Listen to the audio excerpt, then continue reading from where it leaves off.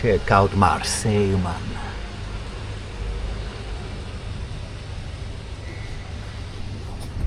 Is Marseille cool? This isn't it.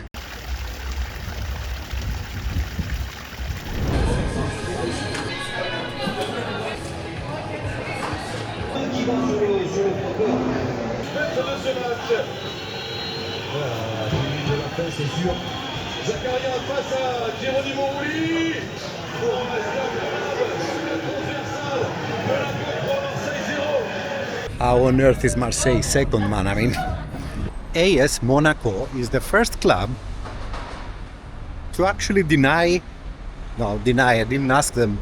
I searched online via their website, deny a ticket. I can't believe that I couldn't get a ticket in a stadium that was definitely not full today. I am in Marseille for multiple days actually, in order to edit the other videos. My main objective here is the game against Montpellier, which is next weekend.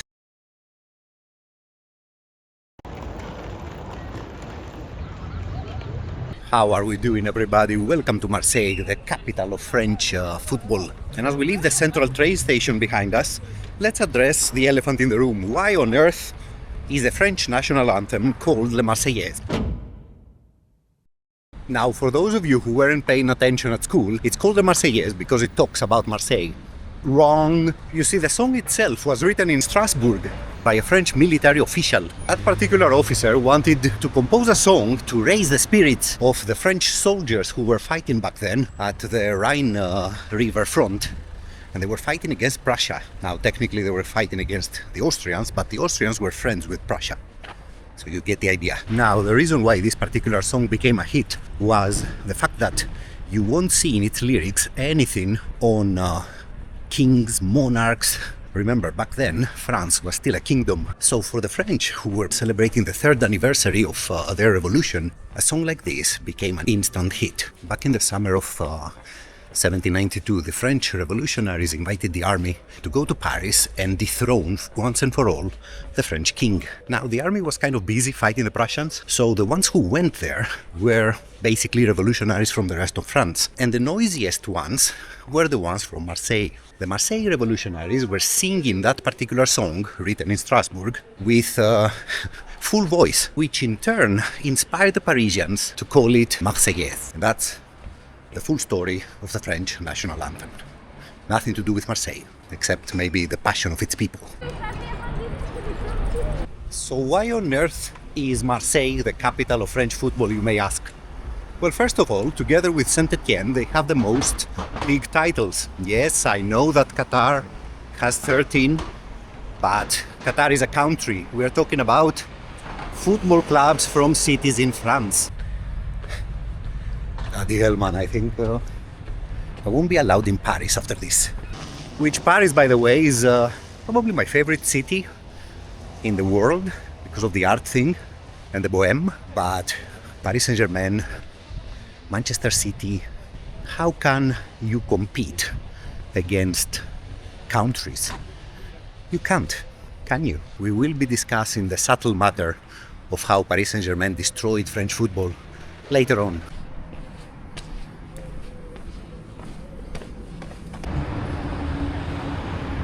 The French have a huge talent in making graffitis.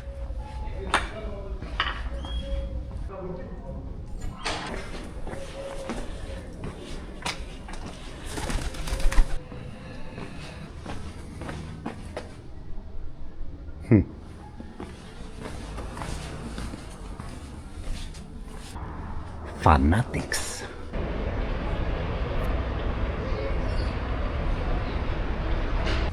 Now, Marseille was founded by my fellow Greeks from Phocaea back in the 600 BCE. And as we've said in previous videos, the Greeks back then were in desperate need for space. Now, there are various reasons why space was needed back then. First of all, hyperpopulation. You can't believe how much of a problem this was back in the ancient times. I mean, people were not as flexible into expanding like we are today. Today we devastate a forest and we build villages, towns, cities. Back then it wasn't the case. Rant over. Another reason was commerce. I mean, establishing commerce was vital from the economic standpoint. And a third reason, believe it or not, was trying to get rid of the people who were not complying with the norm. I mean, the same people that we today would call criminals, let's call it like that for back then.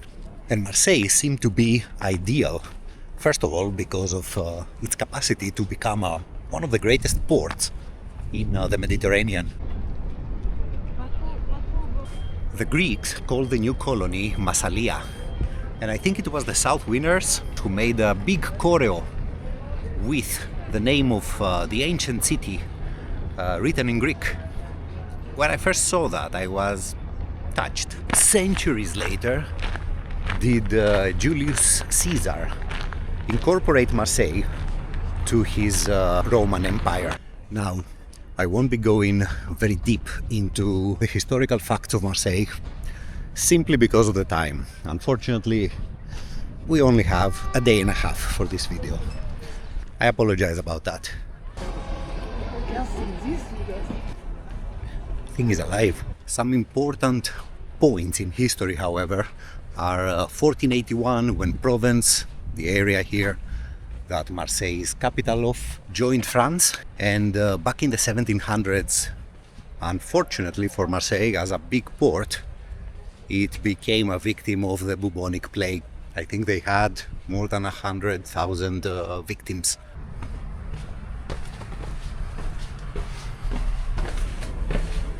Ooh. Look at this one, the old port. So if you've been to France, you probably recognize the other elephant in the room. The locals do not speak English, man. I mean, it's a burden you have to carry when you're visiting these parts here. Marseille is a port of the southern part of France, and further down the road is a huge continent called Africa. The reason I'm mentioning this is not so much to tell how big of a mess up the French did in Africa. That's part of another video. But to pinpoint the huge cultural influence that Northern Africans had in Marseille. So the year is 1962, and after a 7-year-long brutal war, man, between the local Algerians who wanted independence from France and the French army, Algeria finally got its wished independence. And that was a very big moment for the history of Marseille. Is this a good thumbnail, man? The end of that war marked a huge wave of immigrants from the northern part of Africa, mainly from Algeria. Marseille was probably the biggest entry point for those people. We're also talking about French people who used to live in Algeria. They were called the Blackfeet, Pieds Noirs in French. And if you look on the map a little bit to the east of Marseille, there's a town called Carnoux. That town is built by the Pieds Noirs. It's built by those French people who came from Algeria, and they were forced to move to France to create a new life. Check out this proud Berber lion, man. No more pride for it. It's on sticks now. This jolly fellow behind me is called Ephimenes in Greek, and he was an ancient navigator from these here parts. He is believed to have discovered the Nile. It's not very sure if it was the Nile or if it was the other side of Africa, Senegal River. One of those. Immigration from North Africa to Marseille happened, I guess, in waves. We can probably pinpoint the first one back in the 1920s and 1930s, when Marseille basically needed cheap labor in the port. And the second one was indeed after the French decided to leave Northern Africa. And if I'm perfectly honest, I don't think you will be finding a better example of integration than this city here, man. It's the city of Marseille, it's even the team. I mean, Olympique itself is an outstanding example of integration between populations with totally different characteristics and background environments.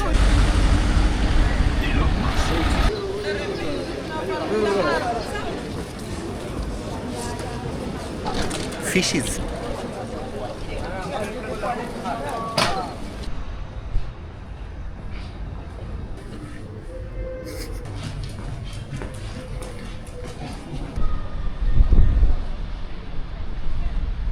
Look at this square behind me, man. I mean, it's absolutely gorgeous.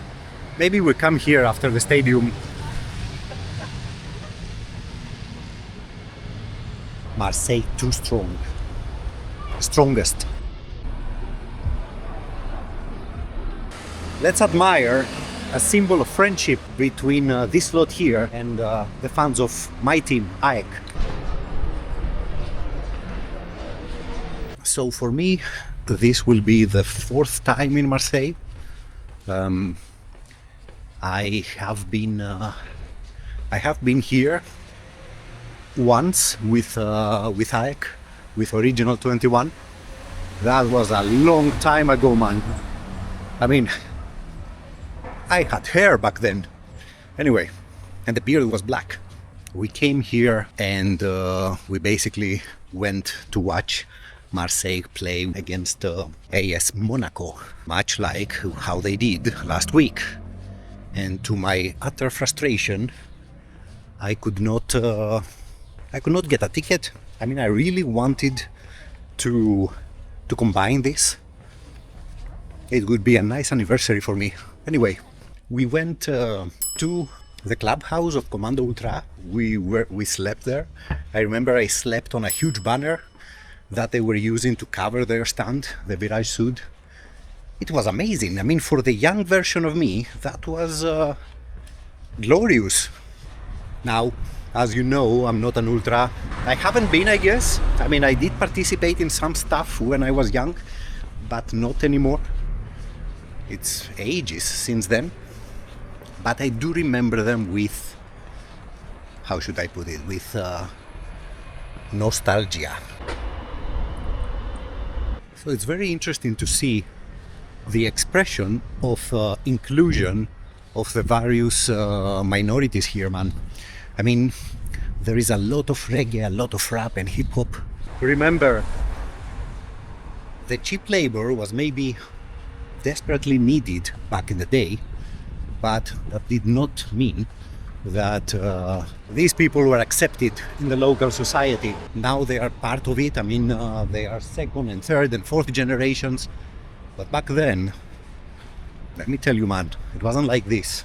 You should see the projects where people like Zinedine Zidane grew up. So, you get the idea. Alright, so we are here. The stadium is just around the corner. We just need to find gate 18.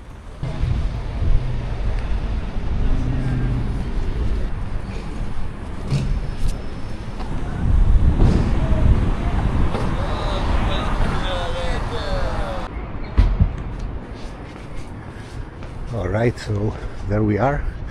There are people waiting, so we're good.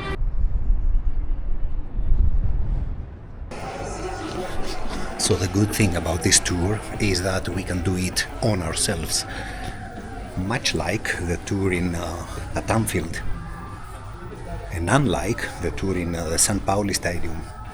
I still can't get over it. That group, man.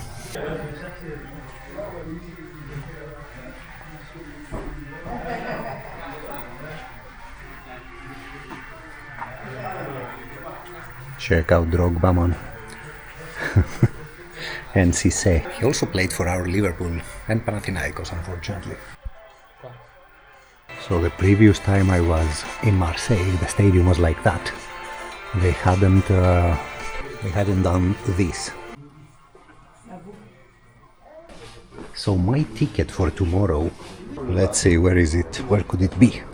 I think my ticket is either somewhere there or somewhere here. The thing is beautiful, isn't it?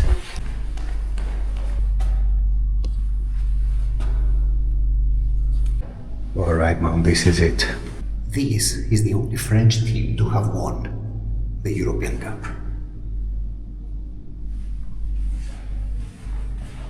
And long may it remain like this. Victoire! Was I visible blood? So basically that room where we were is the press conference, and here are probably the interviews after the game. By the way, this droit au but, which means to the goal, until the goal, is the only thing that OM kept from the previous team of the city, which was called Marseille Football Club, something like that.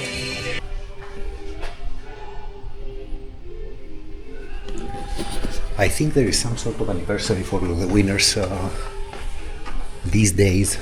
Oh, check it out, physio.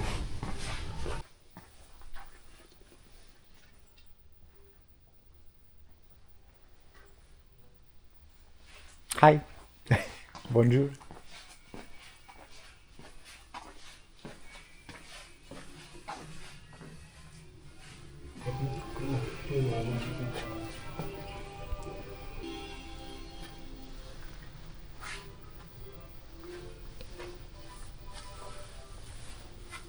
Check it out, a Nike scarf. What the hell, this music, man? How do we avoid it? I can feel the copyright claim. Let's see, I'll Cyprus. Them. Us. Yo.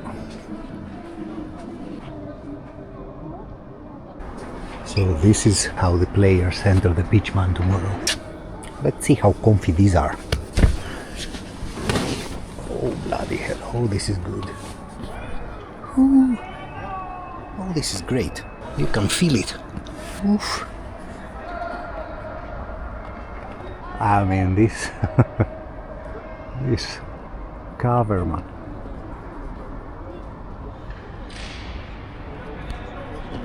The architecture of this thing is insane.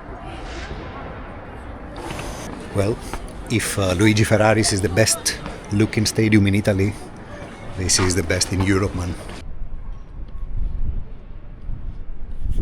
There you have it. Let's have a look at the graffitis. We always want to have a look at the graffitis, don't we?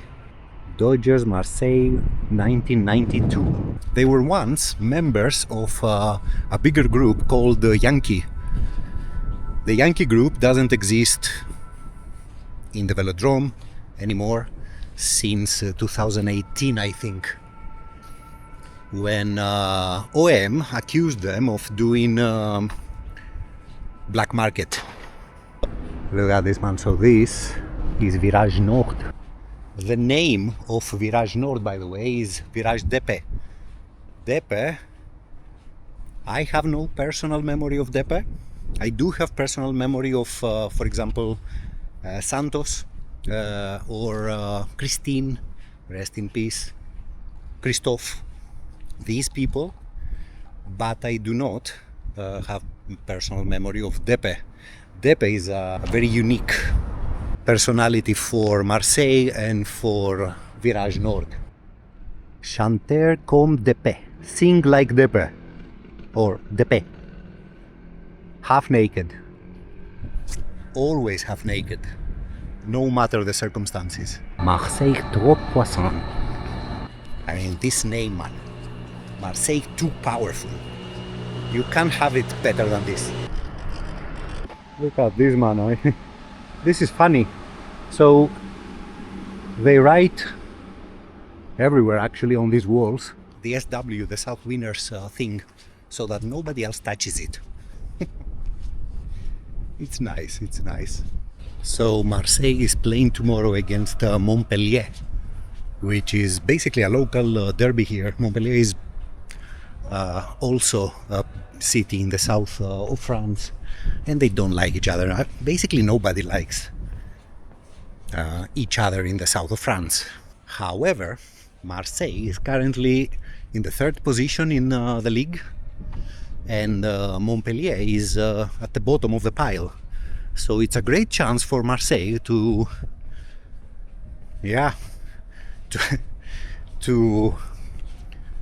make sure that they get relegated. What a thing. Despite it being a derby. Montpellier, by the way, also has some quite good support. If they are allowed to travel, that is. Because this idiotic measure has also come to France. Check out the complexity of this labyrinth, man. Like, check out these kids. So it was here.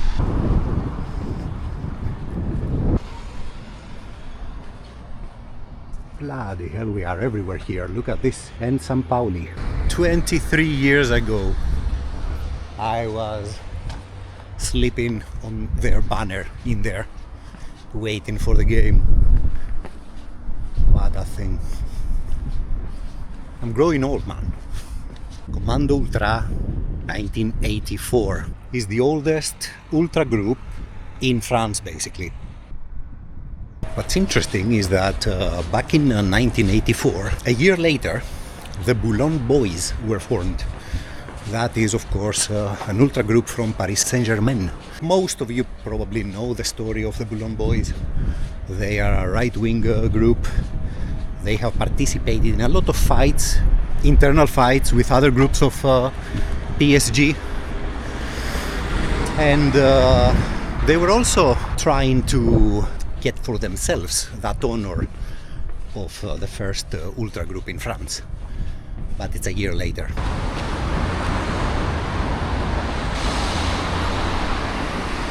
Look at this, man, an Orthodox church with a little bit of graffiti on top.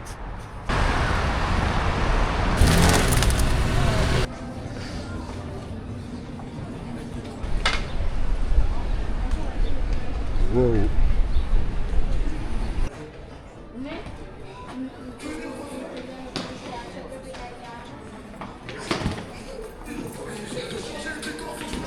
I think there's probably no other better example of inclusion than this square. I mean, it's the presence of the ultra group is obvious, and the kids and the families and everyone. I mean, this is Marseille, you know. It's nothing to do with an ultra group that's, I don't know, far away, you know, that's hiding from society. Now, despite the mask, don't look at the mask. It's part of the thing, that's what I'm trying to say, actually. And apparently our boys from Patra Club AEK, agree.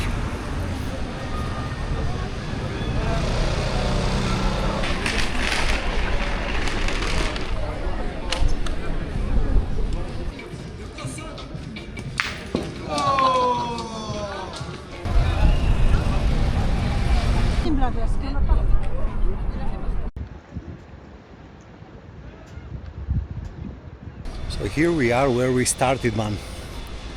What do we think of Marseille so far? A lot of graffiti, isn't it? I met with a couple of AEK supporters who are also here for the game. It was nice, not for the camera stuff. So, tomorrow is my last day here. Tomorrow is also the game against Montpellier. I think I will call it a day for now, and I will see all of you tomorrow.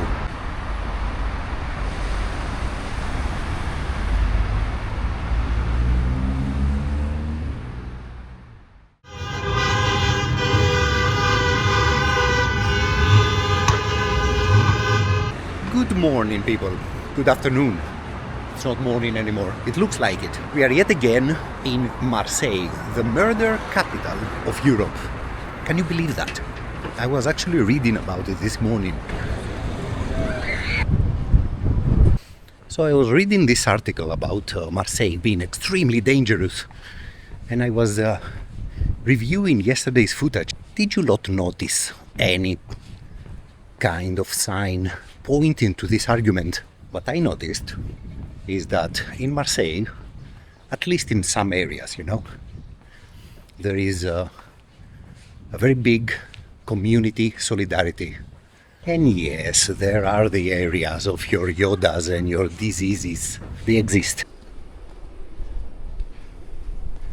Check out this basketball court, man. This is gorgeous.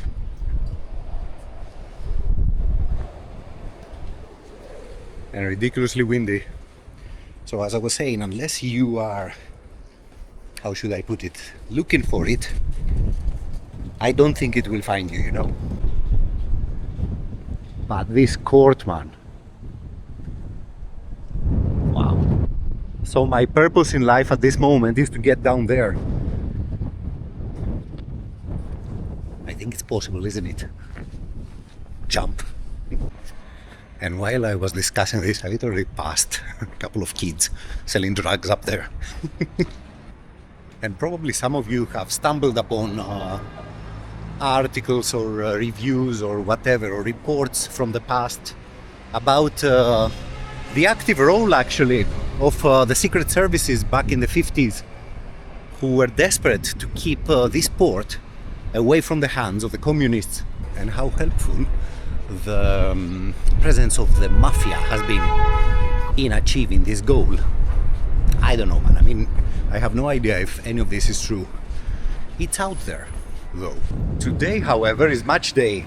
OM is playing against Montpellier. And I searched a little bit about the South winners. I mean, somebody told me yesterday that there was some sort of anniversary. And it is. The South winners as a group were formed in April 1987. So probably they will do something today. Do you guys know why the South winners are wearing orange? If you were a right-wing group back in the day, like the Boulogne Boys, for example, you would be wearing the American Air Force bomber, the khaki one, to show to the world what your beliefs are. So the South winners decided to go against that, and they turned those bombers the other way around. Therefore, the orange.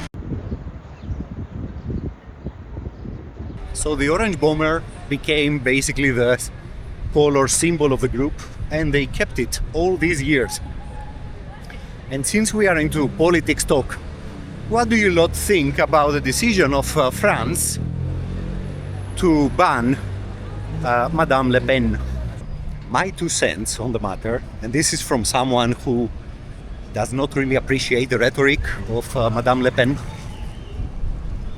The best way to increase the popularity of someone is to ban them.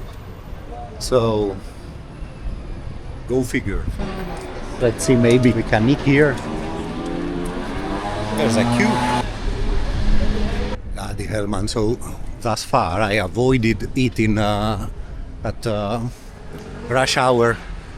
Now it's everything is packed, and they queue to get their bouillabaisse. Bouillabaisse, by the way, is the quintessential dish in La Provence, I guess. How are we going to get into that? So probably the best idea would be to go to that takeaway place, wait on that queue, and I don't know, eat it somewhere in the square here.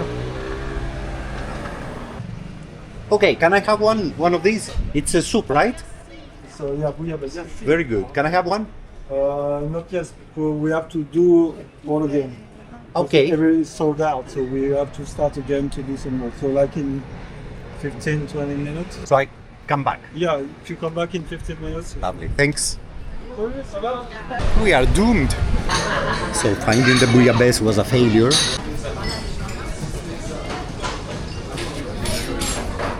Does it look tempting? Yeah, so it was mediocre, let's say, that dish. Unfortunately, the good places have huge queues if you decide to eat on a rush hour. What I also remembered, man, was that I think I was 9 years old when AEK played with Marseille. That was actually the moment the friendship began. These couple of games against OM back then. So we face OM in a Velodrome stadium, which looked nothing like how it looks today. And we lost 2-0 in the first game and drew in the second one, or the other way around, I don't remember. Anyway, OM qualified. We were extremely pissed with the referee, man. I mean, we were convinced that the referee was bribed. Now, probably none of this have anything to do with reality. You know how it is in Greece. We think that everyone bribes everyone. However, if you take into account that back in those days, the owner of Marseille was Bernard Tapie, I don't know, man.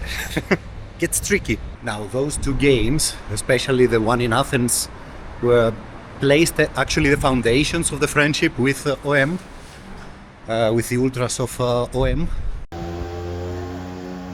And I'm obviously joking about Tapie, man. Although, no, I'm joking. Bernard Tapie is an extremely loved character here in Marseille. They absolutely idolize him for the simple fact that he managed to restore or to create the team's dignity. He gave them a status, he gave them respectability in the French and European football. And he did all that fighting against the establishment of Paris. And this is a very big thing for Marseille. So, yeah, Bernard Tapie is our guy here, our boss. As for the supporters of AEK, some years later there was a game between Partizan Belgrade and Olympique Marseille. And our crowd chose to support OM.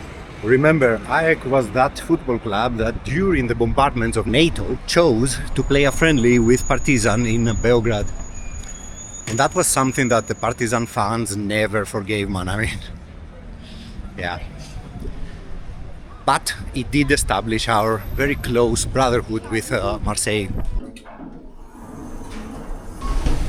Good afternoon, or should I say good evening. So we are going to Velodrome, and I think it's the best moment to discuss how the owners of Paris Saint-Germain have destroyed French football. So Paris Saint-Germain have spent a total of 1.5 billion euros since 2011 that Qatar bought them.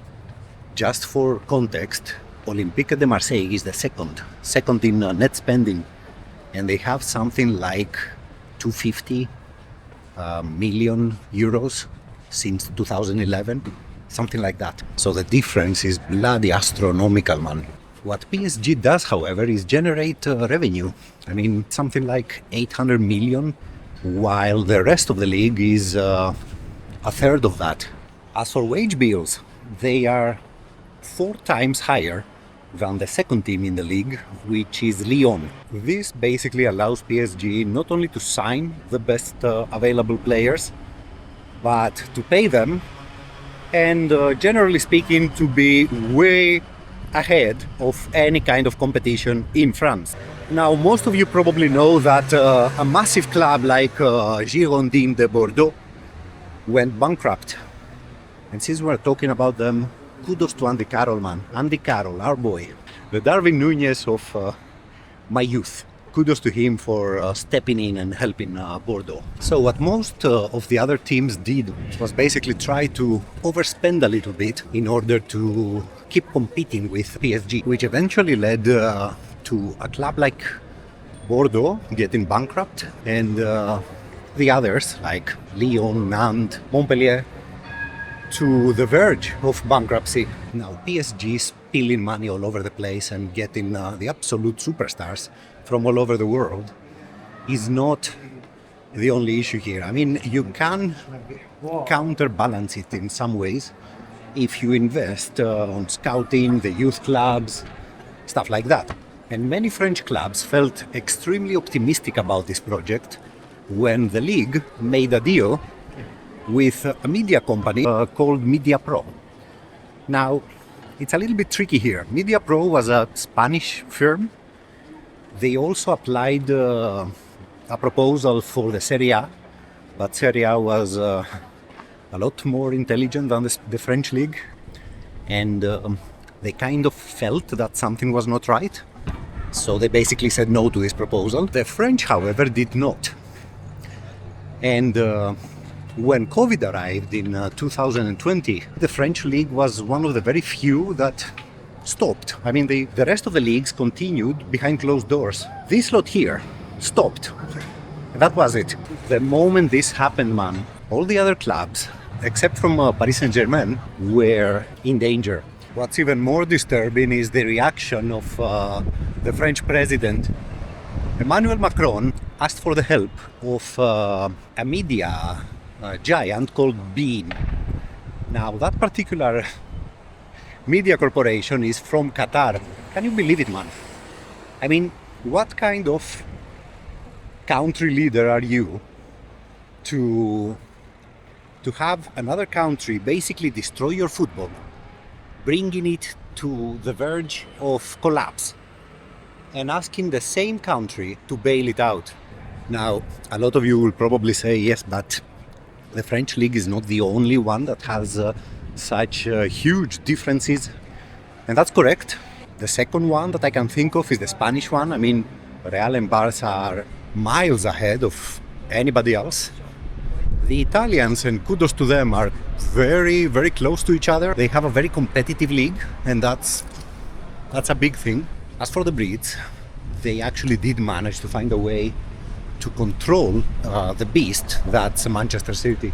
And now that Newcastle are basically the richest club in the world, I think, you see that they can't use it. They cannot act like Manchester City did once upon a time and buy their success. Newcastle cannot. They have to comply with financial fair play. So what could be a solution? It's more than obvious that Qatar's involvement with PSG basically sent the French league into oblivion. What could be a proper solution? What could be the solution, man? Now, according to Macron, the solution would be to order a little bit more gas from Qatar and ask them to pay a little bit more. That would be the solution indeed. Another solution: invest more to other teams. For example, you have Red Bull. Red Bull have recently invested in a team called Paris FC, also from Paris. And not only that, but they want, if Paris FC gets promoted next year, they want to use the stadium, which is exactly next to the Parc des Princes, as a home ground. So you realize what's going on here. They basically want to create a secondary pole of competitiveness for PSG, but still all that remains in Paris. So OM thought like this: there is absolutely no chance for us to compete with PSG, but we could invest to some sort of talent.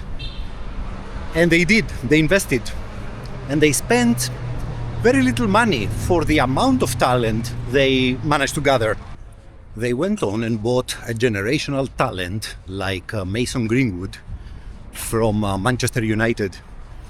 And they did that with a very low amount of money because of Mason Greenwood's alleged accusations of sexual harassment. They also went on and bought Amin Harit, a very talented Moroccan player.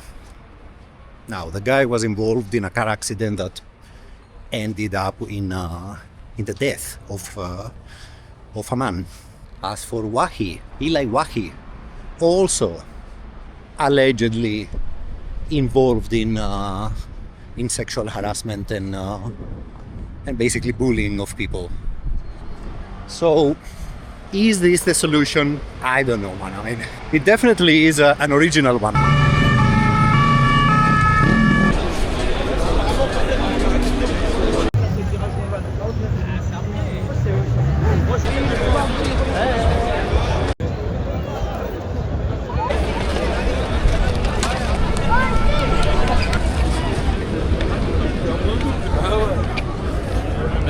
We don't have the correct gate, man. Bloody hell. Let's circle the thing. We're going through nature, man. Right here is that river where those kids were playing yesterday. 15 minutes later, man.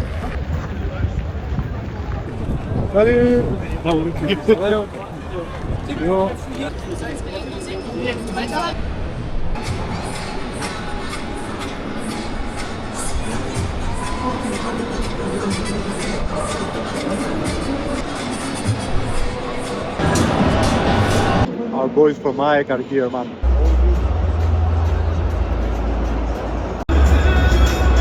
So imagine those people up there, like Everest.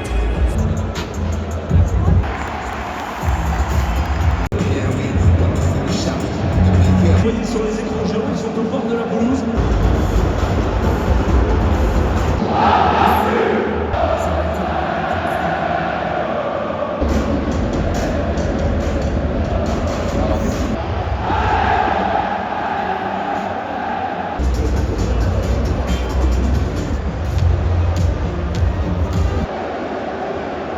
Journée de Ligue 1 McDonald's, l'Olympique de Marseille reçoit Montpellier.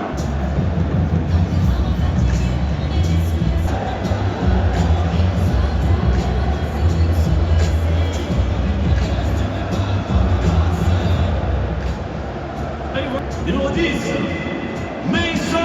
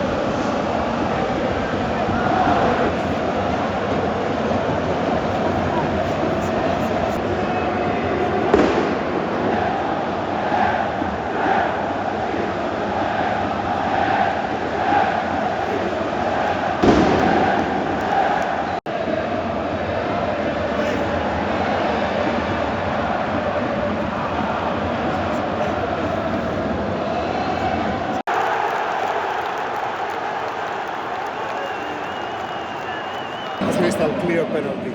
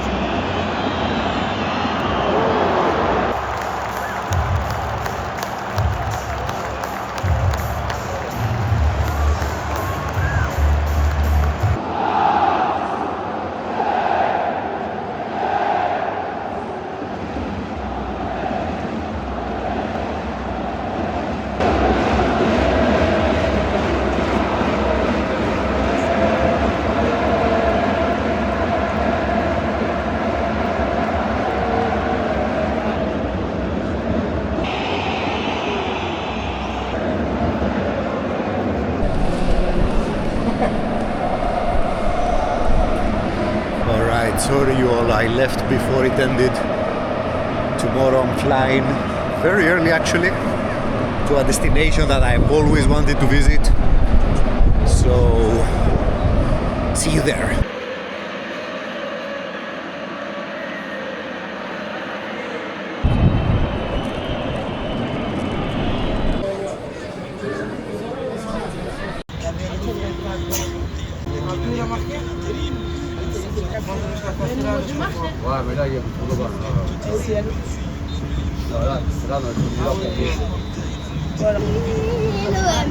Alright, good morning. So while we are heading to the central station, let me say goodbye to you with a little bit of a story. So I mentioned before that I remember as physical presence from back in the day the existence of a couple of people. One of them, whoa, what happened there? One of them is Santos Mirasierra. Now Santos was back in the day a leader, a capo of the Ultras Marseille, and when OM played against Atletico Madrid back in the Vicente Calderón, what an iconic stadium, man. The Spanish authorities decided to make an example of Mr. Mirasierra. It goes like this. The Ultras of Marseille brought their banner with a skull, and during that period the Spanish authorities had decided to not let anymore any kind of banners in the stadia that have a skull on. Probably this had to do with the old story of the Ultrasur and their famous banner with a skull. The Ultras Marseille get in there with their banner with the skull, and the police reacts very aggressively. So Santos saw his fellow fans getting beaten up by the police, and he went to help and got arrested. And what followed was a very big period of detainment and uncertainty. And it's that uncertainty, man, that can really destroy your morale. Mirasierra was thrown to jail, to the Spanish jail, without any knowledge as to what's going to happen. Trial, how long, what is needed to be done. And if it wasn't for the fans of Marseille here and the international community, for example, Bucaneros, the fans of Rayo, also helped with the situation, probably the Spanish authorities would never return him to France, man. I had a look on the internet, and Santos is far away from all of this right now, but his story is something that we should remember, you know? Oh, he's probably pissed because he's in that cage, man. I don't think it's me. I think it's life he's pissed about. So there you have it then. We leave sunny Marseille to go to a place where yesterday was a bloody storm. Can you believe that? But it's a place that I've been dreaming to go to since 2004. So bear with me. Till next time. Bye-bye.